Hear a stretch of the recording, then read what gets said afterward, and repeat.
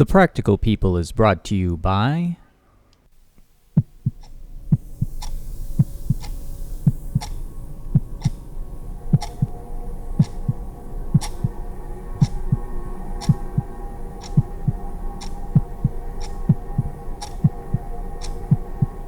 Oh no.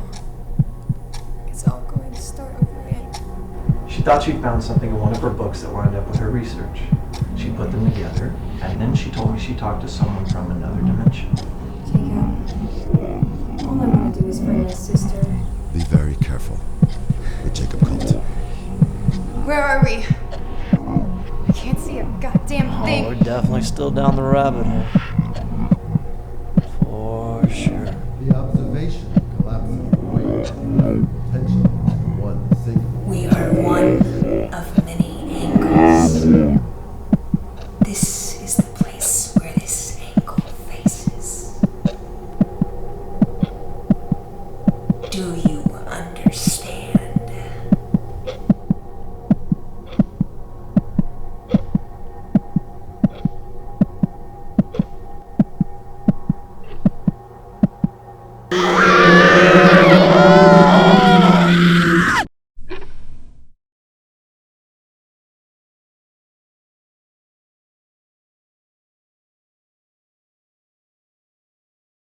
Good evening, good morning, whatever time you're listening. Welcome to another episode of The Practical People. I am your host, Christopher Moonlight, and I am joined today by a wonderful co-host. She is the effects artist on my movie, The Quantum Terror. She's also done a lot of other independent features and was on season 4 of SyFy's Face Off. A very good friend of mine, Miss Jenna Green. How are you doing today, Jenna? I'm doing very well. Hi, everyone. How you doing? Thanks for joining us today.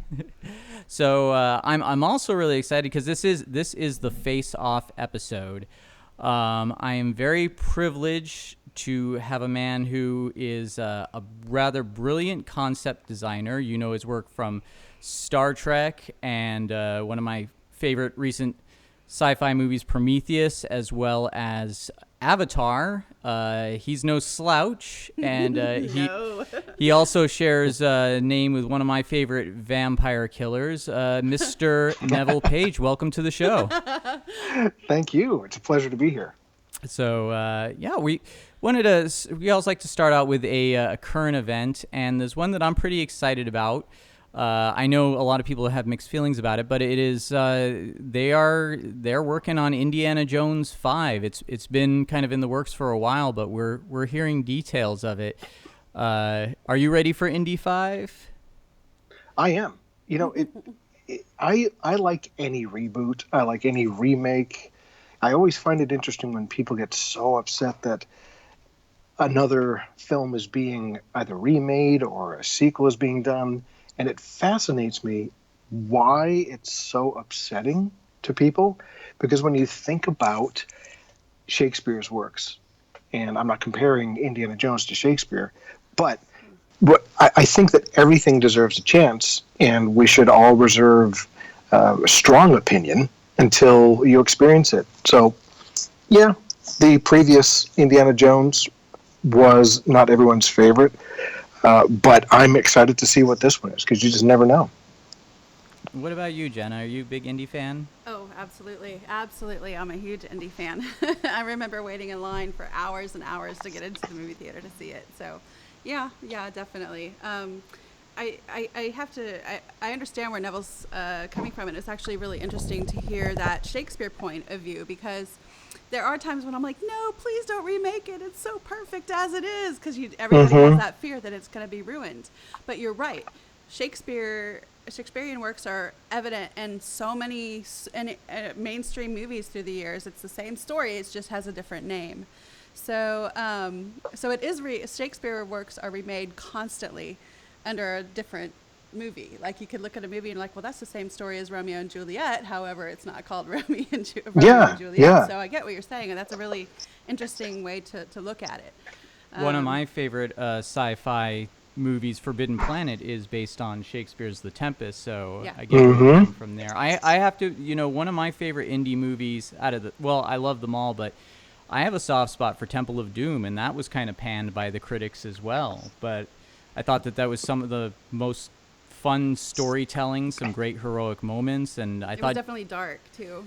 well, I thought Yeah. John Williams' score really, God, he went to town on that, and I still feel that kind of emotional kind of surge in my chest when I hear the music from Temple of Doom. I think it was really great. So I want to speculate. You don't have any insight, do you, on what the plot? You don't hear anything about what the plot might be or anything like that?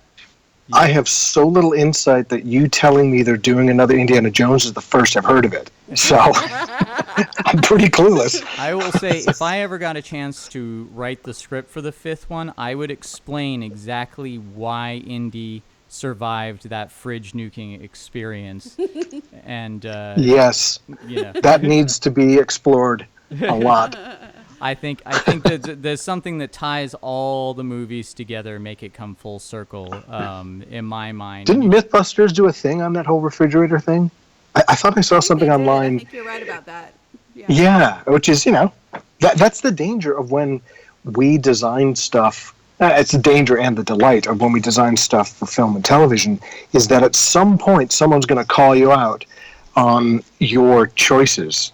So it kind of demands that we make good choices, because it's going to be scrutinized at some point. We're undergoing this right now with the new Star Trek Discovery TV show. Yeah. That's talk about it being heavily scrutinized. Yeah. well, And it's cool. you're going up against a lot of fans who are, they've pretty much, they've dedicated their lives to, making sure that all the continuity makes sense, and that, there's, and you have to try new things. After 50 years of Star Trek, there's, you've got to try and take it in different directions. You do, and then you shouldn't, but you're obligated to. It comes down to, you cannot satisfy everyone, and once you try to do that, you establish beautiful mediocrity. It's kind of a weird And dichotomy, right? It is. Yeah. It is. I struggle with it every day, designing stuff for this new series, and having worked with JJ on his Star Treks, you have to be mindful of the canon that's been established by the writers and creators of the show, but they only did so much work, and then the audience, the fans, they filled in the ginormous gaps because of their passion and interest in figuring out backstory of characters and backstory of the Klingons. So it's kind of like, who's actually creating the show? Who owns it conceptually? And because of the success of all Star Treks and how long it's been around, it's almost a public domain in terms of ownership. And I rarely say that, because when I hear people complain about, oh, you're ruining my movie, I often think, it's not your movie. I get it. I'm passionate about these movies as well, and it's a bummer when they don't turn out the way you'd like.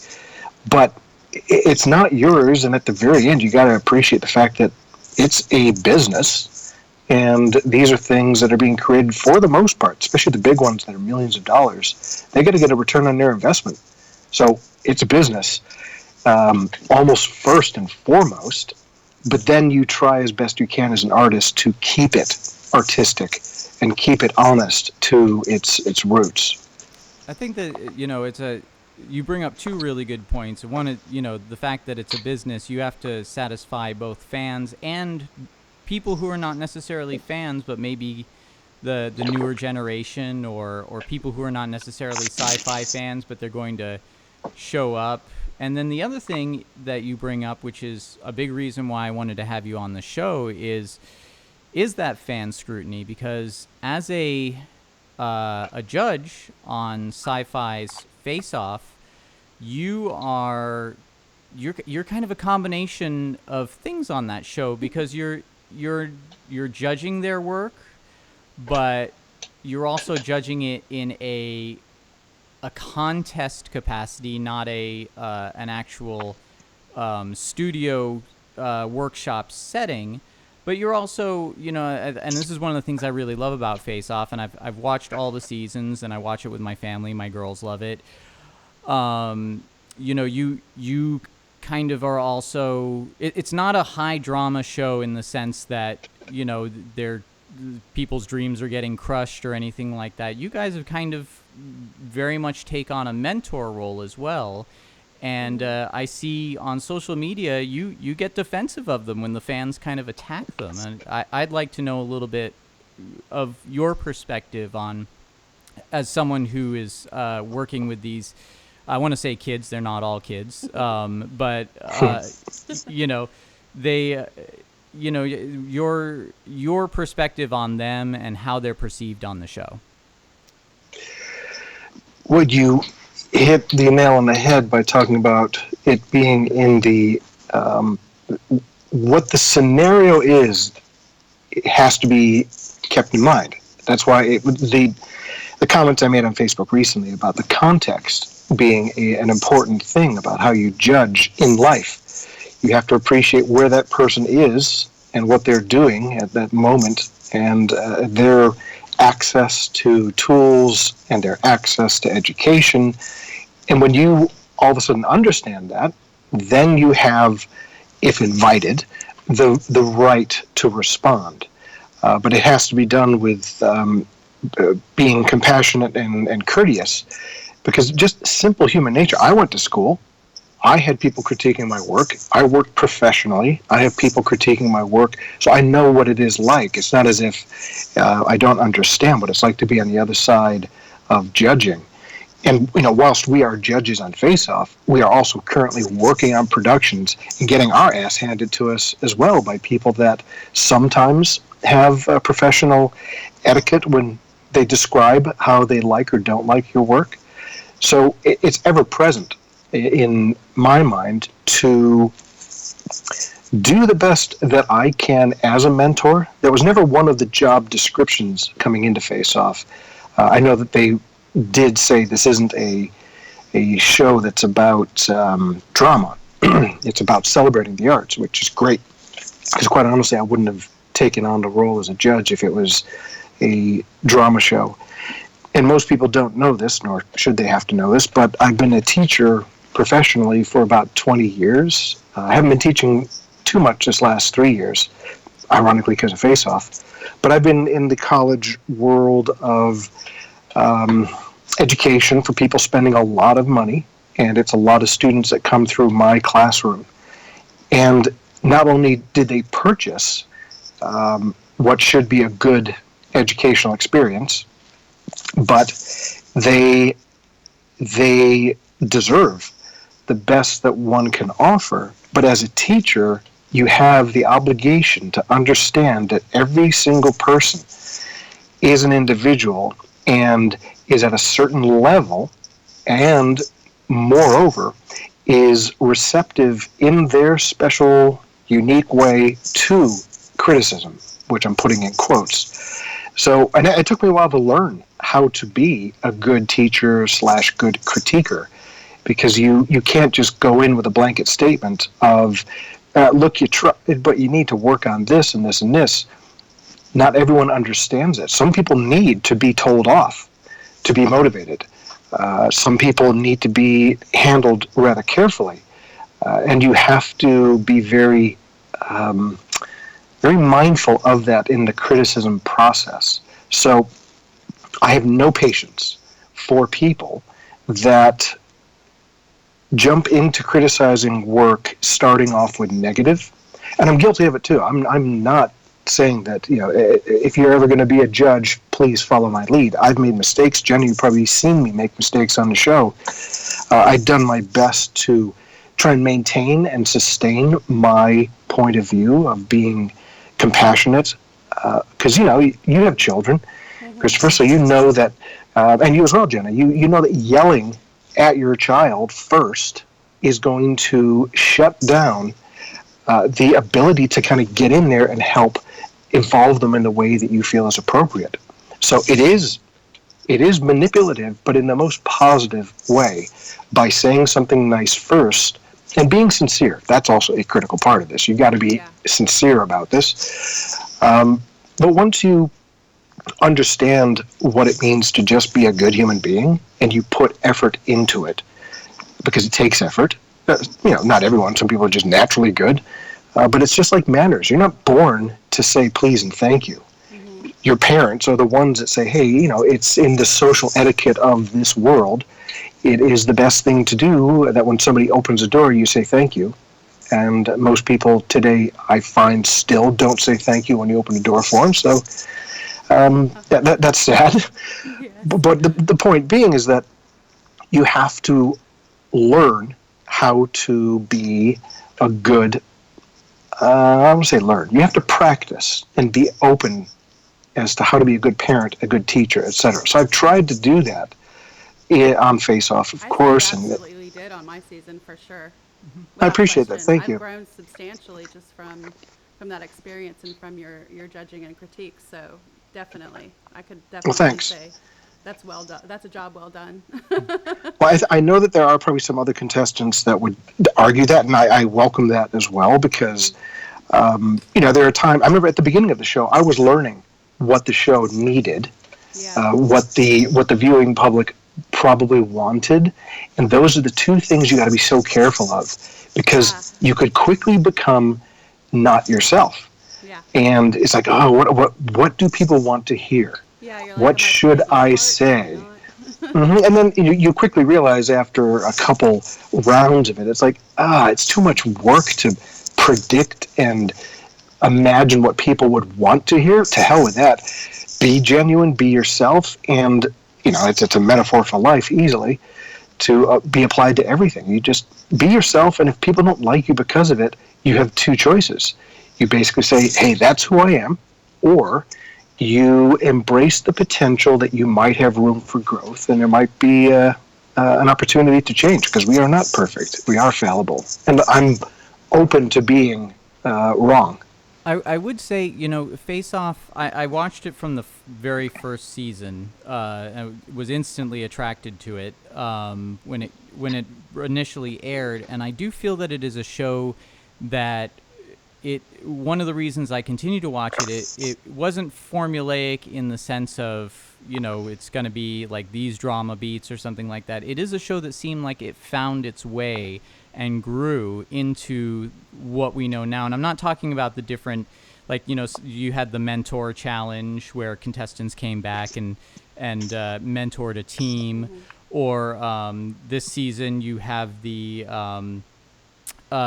divide and conquer. Those are different themes to try, but I'm talking about the personality as Mackenzie Westmore as a host, and Mr. Westmore as a mentor in the shop, and you guys as judges on the table. It does seem like you guys really kind of found a rhythm that was probably born out of not trying to force it, but doing as you said.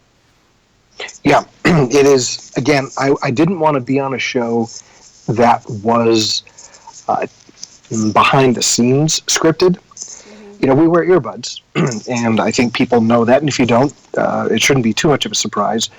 The contestants, I think, know that we wear earbuds, because there's sometimes we have a blank stare and we're talking off into space at what would seem like nothing, but we're hearing stuff from the producers. It's technical. We're never fed a line. Why don't you say this, because that's going to agitate that contestant? That is not at all what happens. It's usually, we have a sound problem, we got to redo that. Okay, noted. So I was very pleased to see that they lived up to the producers of the show. They lived up to to what they sold me, and that was, this is a show about creativity, and it's an opportunity to elevate people. Now, granted, there's a few times, and maybe still currently, where I might come in a little aggressive about something, because I get passionate, which is also a euphemism for upset. But I get passionate about people doing their best and living up to their potential. So when people fall short, you like a parent, you get frustrated. But what's interesting, and I've only just been sharing this with people recently because it's come up, I don't know if you probably know this now, Jenna, but we know nothing of what goes on behind the scenes. I don't know what the show is like until I watch it when it airs. So there are times when I'm watching the show, and I remember I critiqued something either I had no idea. too positive or I was really negative. Like, God, why did you do that? And you are up there on stage because you don't have the chance to really engage in a big conversation. There's not the time. And then I watch it and it's like, oh my gosh, Neville, you're such an ass. I had no idea that happened and there was this problem and the phone didn't work out. Oh, well, sorry. But but what's good about that is I could say I'm making an excuse for and apologizing for having been aggressive without knowing what happened. But that is a direct simile to how the professional world works. I don't get to go up to James Cameron and say, you know what happened? Yeah, the mold didn't work out. My sketch pad got wet. He not only should not care, he should not be bothered with, the dog ate my homework. Yeah. It's just you own whatever it is, and that's one of the reasons why I'm very defensive of the contestants. And I kind of want to touch so on hard. something you mentioned earlier too. And that was that, you're always, even like in a professional spectrum on sets and in the workshop, you get critiqued all the time. You get your ass handed to you, whatever the case is. And I think a lot of people don't necessarily realize that. As contestants that have continued on and are working, every time I present something, I'm like, you're always subject to critique. And whether somebody's going to like it or not like it. And I think what some people don't realize is people like you who have been doing this forever with the skill level that you have, you still have that situation happen. Oh, yeah. And people just think, oh, it's automatically awesome. And there's, I think a lot of people just assume it's a done deal and you don't have to do things over again and whatever. So I think that's a really interesting thing to bring out, because I mean some people have asked me before, they're like, well, how many times did you do that makeup before you did, you got the one that they wanted? And I said, oh, it could be 3-4 times. Maybe I got it right on the first shot. And they said, really, even now? And I'm like, yeah, even now.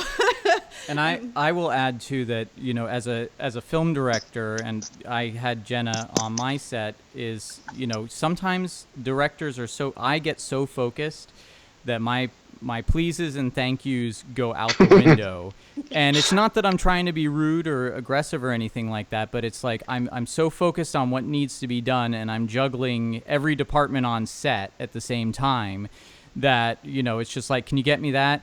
Or look at it. No, that doesn't work. I need you to change it to this. And then I'm gone. And, I think maybe it's something that some contestants maybe don't know, but on set, that doesn't mean that they're unhappy with you or that they hate the work. It's just they're so focused. I'll give you a quick anecdote from Tom Woodruff Jr., who was on the Alien set, and they painted the set a different color than they painted the alien. And they tried to sneak it past James Cameron and stuff it up there anyway.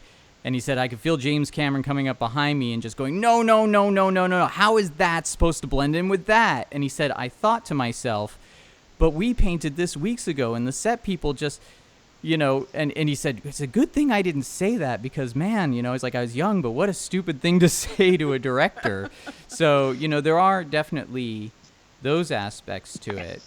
But I would also add, that's kind of on-set criticism, but there's, I notice in forums and stuff, in terms of if you go on a practical effects forum, there are some artists that love the show, and there are some artists who are, they're very heavily opposed to the show. Like, this doesn't represent us, or, these makeups are too rushed, or blah blah blah. And going back to kind of that criticism, does Face Off overall represent the industry, or should people kind of look at it as it's a competition, not the actual job? Or what is the best way to kind of approach that for people who are not in the know? Well, I think that, and this is going to be an answer that's annoying, I think that it's 100% exactly representative of how the industry works, and it's 100% not at all how the industry works. I was just about to say the exact same thing. Yeah, I mean, there are times where I was just having a conversation a moment ago with a colleague explaining that I'd worked on a design for a big production, and it was a major character. Worked on it for several months because it had to be right. In the end, it turned out, for all sorts of reasons, that that design had to be scrapped, and it meant that the design that was still going to be the most major character had to be designed in about a day and a half. So it went from several months to now it's a day and a half. Completely different. Not like a refined nuance of that in a day and a half. Totally different character. So that's, from a concept design perspective, that's a face-off reality. But that happens with makeup all the time. You will plan, build, bring to set pieces of foam, silicone, et cetera, and the director might say, change of plan. We need you to do, a full alien out of kit. Really? Yep. and you just have to do it. So Face Off, for those who haven't experienced the quote-unquote real world, Face Off gives you some good experience in that regard. And for those who have experienced the real world, you're more prepared to be in Face Off. But I do get why people get upset about Face Off being misrepresentative of the world. And I've heard the ridiculous argument that producers are going to watch this show and they're going to see that makeups can be done in 3 days and they're going to expect that. Okay, those producers that request that, and this is at risk of those producers never hiring me from this point forward, but those producers don't know what they're talking about. You get what you pay for. You get what amount of time you give people. I can do great design, possibly, given enough time, because I need the time to process.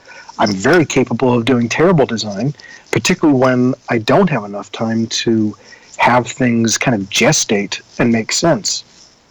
So if a producer doesn't recognize that quality and innovation comes with appropriate amounts of investment of time, which equals money, then you're going to get what you pay for. And those producers who are seasoned and experienced and know, they're not going to watch Face Off and go, wait a minute. Now, granted, there's been a couple contestants that have pulled off miracles. And I know that for me, there's been a rare occasion, I'll share with you one story, because it's relevant to this. When I worked on Prometheus, I was designing a variety of creatures for Ridley Scott on Prometheus. Some of them were taking forever. And the reason it takes forever is because you're looking for it with the director. You're trying to find it with them. And there was one character called Fifield, and I was exploring it with a few other designers. But in the end, Ridley saw that I wasn't getting it. And he's like, you know what, I'm going to pass it on to the London office, see what their take is. And they came up with it. Then there was the engineer. And the engineer, which we'd already figured out what the face looks like, but it was the costume of the engineer. And I had an idea, and that idea Ridley wasn't so keen on me developing initially because he wanted to go a different direction. I said, well, if you don't mind, I'll just do something really quick, see what you think. Woke up early that morning, had kind of a mental epiphany, things gelled, and it was lightning in a bottle for me where it's like, oh, this is working out, great. And literally in 45 minutes, I had done a ZBrush sketch, illustration, concept design of the costume. That is the costume in the film. I brought it into Ridley that morning, showed it to him. He's like, oh my gosh, this is exactly what it should be. I was like, great, I get to work on this for a while. And he says, no, we'll just send it. You're done. You did it. You've answered the question. And that is not because I am good. And that is certainly not because I can repeat that each time. So, for example, if a producer on Prometheus said, hey, Neville, remember that success you had doing it in 45 minutes? Boy, it would sure save us a lot of money if you could do that every time, please. Yeah. That was, call it luck, call it having just a good morning. It's a variety of things. When a face-off contestant does something successful to a producer's eye or to an audience's eye within that crazy time frame, is that something that they can replicate guaranteed? Doubtful. And is it something, Jenna, you'd ever want to go through on every single production? You got 2.5 days, knock it out of the park, and know that it's going to be under the scrutiny of the viewing public to embrace or not. It's hard. It's there's very, something very hard. about that I am the kind of person, and I am not an effects artist. I have a certain amount of effects skill. I make weird puppets, kit bash stuff. I'm known for making things out of cheap materials because I don't know how to make molds and that sort of thing. But as far as I am a producer and I have to come up with treatments to pitch to people all the time, and I've noticed some of my best treatments are, it's like I'm lounging in the bathtub, or I'm just getting ready to go to bed, and then I walk over to the computer, and then maybe, it's not a full treatment, but like a few hours later, there's like really, like some of my best treatments have been written that way, and other projects that I've just given up on and abandoned are the ones that I've spent the most time on. And you're right, that doesn't always happen.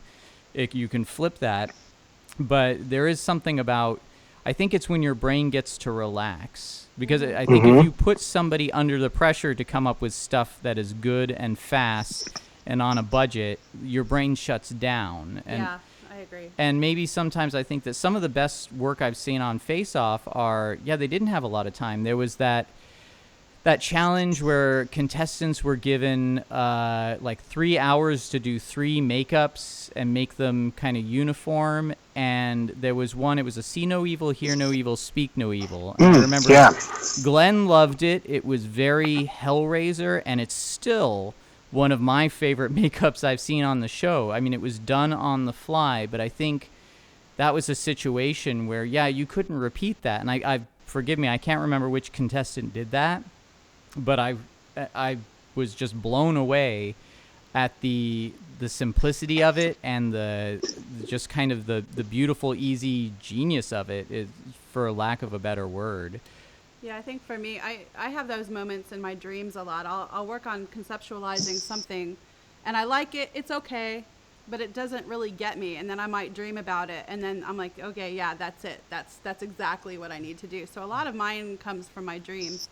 But also I have a lot of things that happen that are like almost happy accidents, where I'm suddenly out of something and I have to use something else I didn't intend on using, and it actually winds up turning out better than I had thought. So I think that comes up a lot. Yeah. Are you a big dreamer? Do you dream about things, or do you have epiphanies that come out of necessity, or is it just kind of, or is there no answer to that?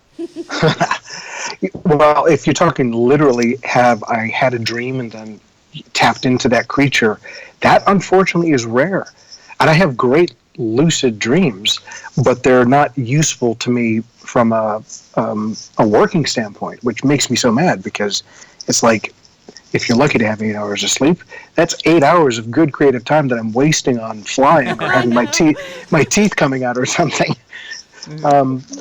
But mostly the way I create is just it's good, awake, conscious fantasy, and being able to have dreams while you're awake, if that makes sense. No, absolutely. Your mind relaxes and sometimes takes you places that you wouldn't be able to concentrate and go. You can't sit there and force yourself to be creative. You kind of have to. But at the same time, that is true. But more important than that is the reality of you do not get to work that way professionally. As a fine artist, you can. As an artist who decides to do their own creature work, their own ZBrush, their own clay, their own drawing, sure, you can kind of like take a bath, take a walk, do whatever.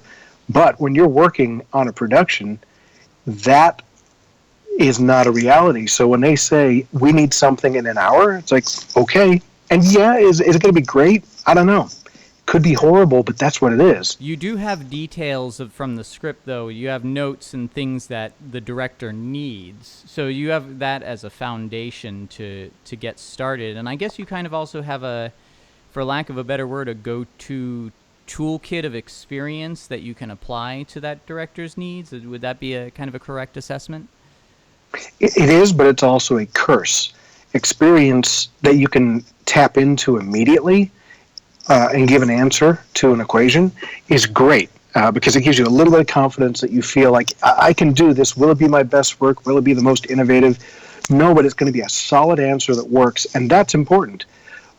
But the problem is that when you're tapping into that reserve, to that experience, you can also, and I'll speak for myself, but I think others will appreciate this, you're going to places that you're comfortable with. You're going to forms and design choices that you know, and manipulating them hopefully in new ways. But what you end up with is something that looks like your work, which means it looks like your previous work, which means you're repeating what you do. So then the conversation becomes, well, isn't it great though that when you get recognized for your style, nobody ever says to Giger, dude, you keep repeating yourself over and over. It looks like the same old biomechanical crap. No, that's what you want. Yeah. But I know for me, I always, when people say to me, I saw a creature in a movie and I could totally tell it was you, I'm almost bummed out that I hear that, because I want each client, each director who's hired me, to get a unique look. Do I succeed? Debatable. But that is my goal. So when people say, I recognize your work, I feel like I've failed, because I would love every single piece to be totally unique and appropriate for that director's vision. Well, I think that unique and a style can go hand in hand, though. I mean, it's certainly, like you said, with Giger, you know, people want that style, but he kind of went through all these different incarnations of his already abandoned the airbrush, and he kept drawing and doing all these sculptures, but it was always his work. But no, I do know what you mean, though. I would like to get to some questions from my listeners here. And some of them may be now. There is Burla Bolby, I think is how you pronounce it. She says, "Thank you for the opportunity to ask a question. I have a quick question for Mr. Page. We see that you have done makeup for the Star Trek television show, i.e. Doug Jones. I don't know if you actually do the makeup or just the design. Will you continue to do makeup for the show, or was it a one-time event?" And she said she loved the design on Mr. Doug Jones. Oh, great. Well, thank you, first of all. I am not a makeup artist, and I think a lot of people think that I am, which is flattering, and then very embarrassing when I have to explain, no, if I applied rouge to someone, it would be just horrible. If I glued a prosthetic down, it would be done with super glue. So you don't want me doing makeup. I mean, I know, obviously, tricks and techniques, and I've learned so much more so that I could be a better designer for makeup. And when I think kind of my first foray into designing specifically for makeup was on the first JJ Star Trek, working with Joel Harlow. And Joel was also thrown in kind of at the same time as I, to where he was involved, but then he became far more involved when we started to design the Romulans together. Because it wasn't just me designing the Romulans and then saying to Joel, okay, dude, I've provided you an incredible design, execute my vision. No, it doesn't work that way. Particularly if I'm not a seasoned, experienced makeup artist. I could propose some things and Joel could say, if you could maybe have the design stop here, it'll make application better, easier, etc. And then I could have a conversation with Joel saying, if you could maybe have your seams land here, it would make the design better. And the consequences, by working together and collaborating, we both, both the makeup artist and both the concept designer could arrive at something better. So with regards to the TV show, Doug Jones, who I've known for many, many years. Doug's a great guy. He is, anyone would want to work with and would be honored to know that they're getting to design something for him. So, to answer Burla, I think the name was, to answer the question, Doug, I was able to design. I had nothing to do with sculpting his prosthetic, but I had everything to do with sculpting the concept. My choice of medium in this particular scenario is digital sculpting, because it just is a faster way to be iterative with the client. And alchemy, Glenn Hetrick's company, they have been doing all of the practical heavy lifting of interpretation of some of my work, sometimes taking it literal when it's necessary. And they will then do all the other stuff that you guys are much more familiar with in regards to makeup design. So because I'm friends with Glenn, because of Face Off, that's why we are friends, actually. I didn't know him before. But because of that relationship, Glenn and I get to have the same type of dynamic that Joel and I had, which is a great experience to be able to truly collaborate and design together. And I think just as important, if you get that rare opportunity, and trust me, it is rare, to where you know the actor who's going to be performing in the makeup, and you get to, A, participate with them, what is comfortable for you, what's going to allow you to do your job the best wearing this makeup. But a rare thing, which ironically, a couple hours ago, I was having lunch with an actor who was wearing a design, and we're at a point where we can talk about what the design is for them, how they as an actor can utilize the design the best, and how I can design best to suit their narrative. Because as you know, actors read a script and they think about backstory, who they are, where they came from, and they've rarely ever get a chance to say, I'd like my horn to be short, or my horn to be long, or I'd like my color to be this or that.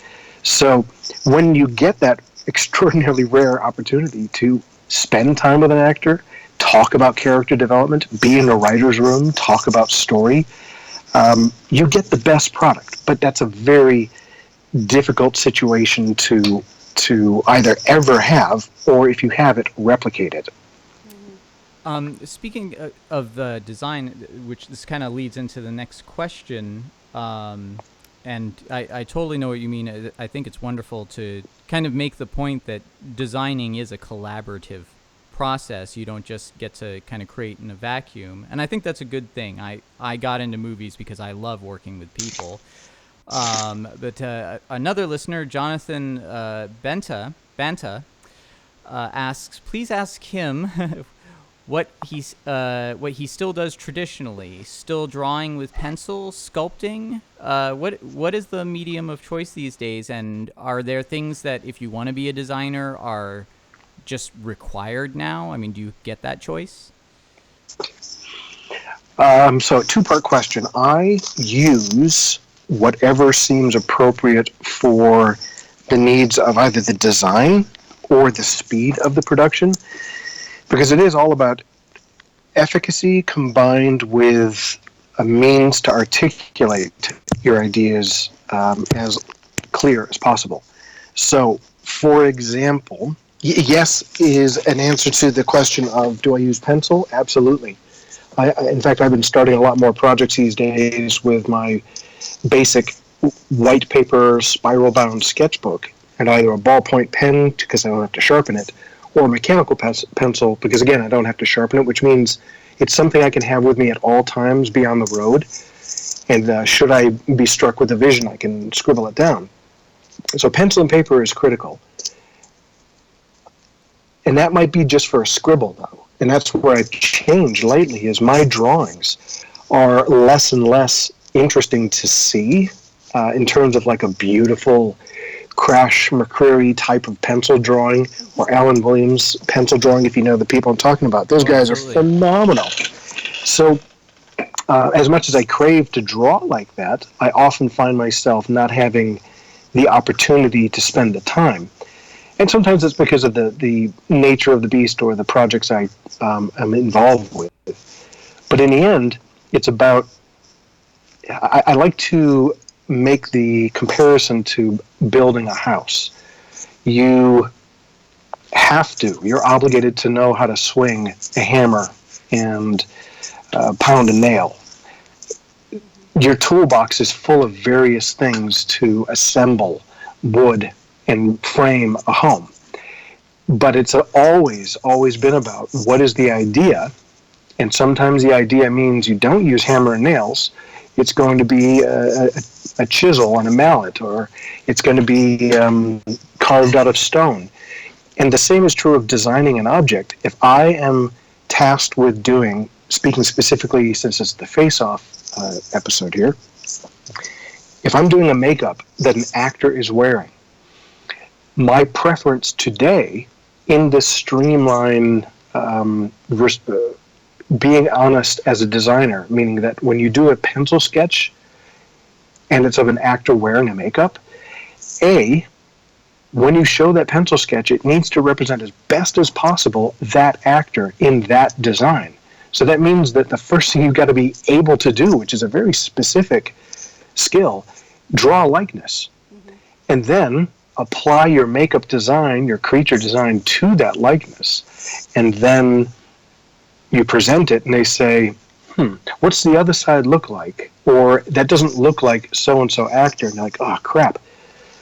But it is, I swear to you, it's that actor. Yeah, but I don't really believe you. So for me, what I do is I either try and get a head scan of the actor, which is 99% of the time you don't get. So then what I'll do is sculpt the actor. So Doug Jones in this Star Trek didn't have access to a head scan, so I sculpted Doug, and it was the digital sculpt, so we can do things quicker. And on that digital sculpt of him, I then sculpted the design. Point being is that when I went into that meeting with that, I showed the design first in the hopes that people go, oh, cool design. And depending on how that goes, inevitably a question might be asked of, is that Doug in there? And then I can simply use the brush later to reduce the makeup or turn off that layer of the design, and you'll see that that is Doug in that design. And then they can decide whether or not they want to dial back how much the actor's buried underneath the rubber.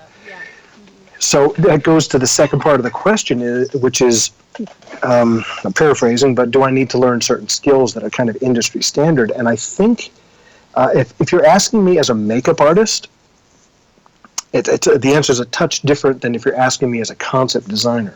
Well, that part but of the let's question hybridize it too. Because I Oh, do a lot of snuck it in. I'm not answering your questions.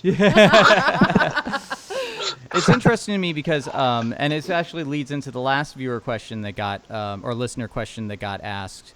I asked that because I, as a director and a producer, I don't really have concept designers working for me, and I'm an artist, so I'm constantly scribbling stuff down and handing it to Jenna or whoever and going, this is what we're going to do. Usually it's quick, or I'll do it in Photoshop. I'm not a 3D artist. But this actually kind of, I think this is going to lead into what you were going to say. The last question, which is from a listener, Topher Davila. I hope I said the last name right. Davila? Do you think so? Okay, Topher Davila. I didn't even know you said the first name right. So he said he wants to know, he hears you use the term design forms on the show a lot, and he was wondering if you could elaborate what you mean when you say design forms. He says you use it a lot, so he wants to get a better handle on what that means to you. I certainly don't want to contradict somebody who's saying that I say something often, but I don't actually think I say design forms. I know I've been called out as saying form language a lot, which is embarrassing. That's one of the problems of being on a TV show. You realize, Jesus, I'm a one-trick pony. Is that all I have to say is form language, form language? But it kind of is. So whether it's design forms or foreign language, my education is industrial design. I went to school and got my degree as a product and automotive designer. So one of the jargons that is used, terms, is form language, and I've overused it possibly or simplified it to where it maybe isn't clear enough, which hence the question. Form language is essentially a way to make sure that you have a harmony and a consistency in a vision. So your form language on a character can be planar. It's made of flat planes that when these planes meet one another, they create harder edges. And that form language could be referred to as architectural. Or it's really soft spherical forms combined, stacked, and that becomes a very soft, organic form language. So knowing what form language you're trying to communicate is clear. Knowing what your vision is, your core concept, all those things are very, very critical to starting any design because you know where you're going. And we've all sat at a blank canvas or a a wire armature with a 10-pound bag of wet clay thinking, okay, what will this turn into? Do I want to do a gorilla-like thing? Maybe I want to do a frog-like thing. I say like because oftentimes design is metaphorical. And so many times we spin our wheels and we get nowhere because we don't have a clear vision of what we want. So oftentimes before I even started design, I sorry. was just going to say, this kind of relates to something I was saying on another podcast that I was doing, which is I was addressing the issue of screenwriters who want to turn their movie into a comic book so they can do a comic book as a proof of concept and get their movie funded. And what I told them is, I'm a longtime comic book fan. I was attending Comic-Con in the early 90s. Comic books and movies are separate vocabularies. And if you want to convert your movie script into a comic book, you're going to find that you're going to have a vocabulary clash, and your story is going to fall flat in comic books because it's not written for comic books. It's written for a movie, and vice versa. You have to figure out how to convert that vocabulary over to get a successful movie from a comic book. Do you feel that design has a vocabulary as well? Is there a specific design vocabulary that people in the industry speak so that they can kind of maybe pick up on someone's design where someone left off? Or does that make sense? It does. And if you're referring to just how we communicate with one another as designers, when you say that makeup feels a touch too angular, or it feels a bit too bio, or you love when you get some clients to say to you, it just feels a bit too, just too. And those are my favorite critiques of when you're just given nothing to work with. Yeah, but having the language to actually articulate what it is one thing. But then in regards to the object having its own visual language, it's fascinating when you think about it, because talk about the nuanced difference between a Star Wars alien, Star Trek alien, and a Men in Black alien. If you don't know anything about bicycles, I say bicycles because I used to work on designing bicycles.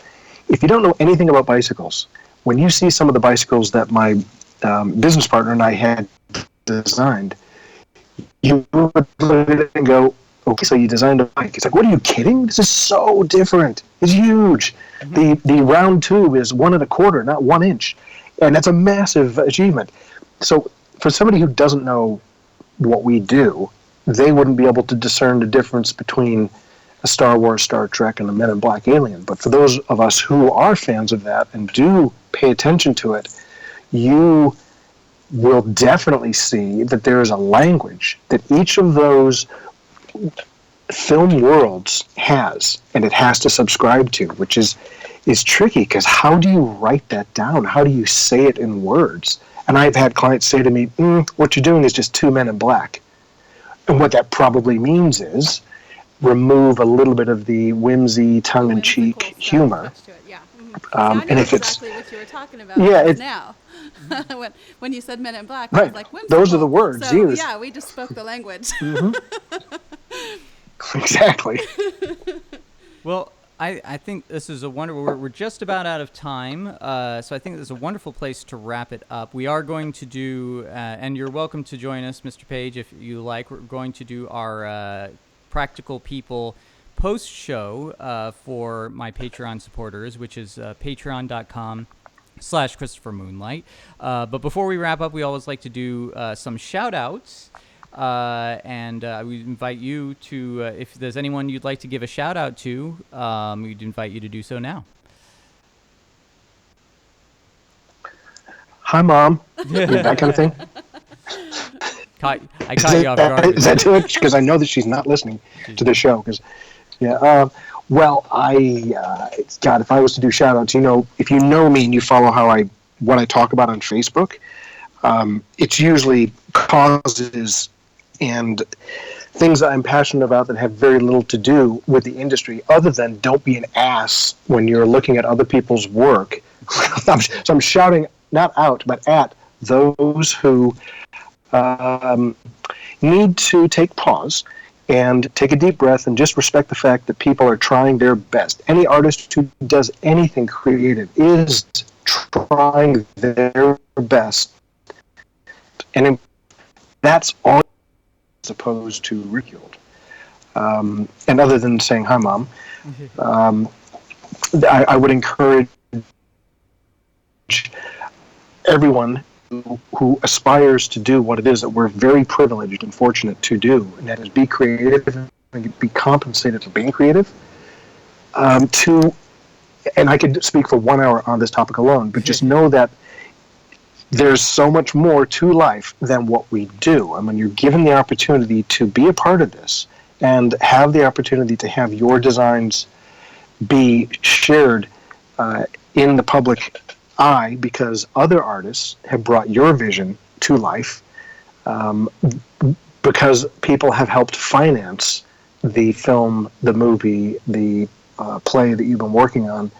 Everything that we do is a privilege, and we must take advantage of the opportunity that if you are in the limelight, as I've been fortunate to be at times, you've got a great show going on, Christopher, and Jenna, you clearly are also in the limelight. Our responsibility is when you're given a voice, you've got, and this is very Spider-Man, with great power comes great responsibility. I'm not saying I'm powerful. I'm just saying that I recognize I've been given a privilege to have a voice, and I intend on using it in ways that are more important, dare I say, than making an alien. So when people get their panties in a wad about my aliens not being good or getting really upset about creature design, and Jenna, you and I have been through personal health challenges in the past, and other friends we've had, you recognize that, and that is what life is about. And it's important that you keep that perspective that those are the big issues. So if you're going to get really passionate and you're going to have a diatribe that lasts a couple days on Facebook, I would love that it be applied to something that can make a big difference in people's lives, as opposed to saying that my Klingons' foreheads are not rigid enough or something. Yeah. I love the passion, I love the enthusiasm, but let's take that and apply it to really, really important issues. Oh, wonderful. Well, I thank concur. you. And how about you, Jenna? Do you have anybody you'd like to do a shout out to? Oh, you caught me off guard too. I don't know. I'd like to say a shout out to everybody there on Face Off. Tell everybody I said hello, and that was a really wonderful experience to be able to be there. Stressful, but wonderful. And I've taken a lot of the constructive criticisms to heart, and it was a real blessing to be able to be a part of it. So. Oh, great. Yeah. Well, I'll do a shout out to on Mr. Page's note. I'll do a shout out to the Indiegogo supporters and who helped finance my movie, The Quantum Terror, as well as my investor, Doug Mayfield, who has turned into not just an investor but a wonderful friend and helped me to realize the vision behind that movie. So I think it's very important to acknowledge the people who make an investment, so whether it be financial or otherwise, so that you can create. I think that is something that does get taken for granted, and it's a very important thing to know. So thank you for saying that. Would it be weird to shout out to Chris on your own show? Shout out to yourself. Yeah, that's true. Yeah. You and I, Jenna, will shout out. Thank you, Chris. Not just really. I don't have the ego to say thanks for having me on your show. I'm appreciative, but thanks for having a platform and creating a platform and putting the energy into giving artists a place to share their experiences, and a place for other artists who aren't able to be on your show to see that art is celebrated, art is appreciated, and art is achievable. And that's a wonderful thing that you're doing. So that's my shout out to you, Christopher. Yes, it is. I appreciate that. All right, well, I'm going to wrap it up. And wrap-ups are always the hardest part for I me. know. Especially when we get all emotional at the end. Yes, I Yes. really appreciate this. So anyway, to my listeners of The Practical People, whether it be the morning or the evening, whether you be working while you listen or just hanging out, I hope you had a good time listening to us talk. And we'll be back for another episode soon. Thank you, guys.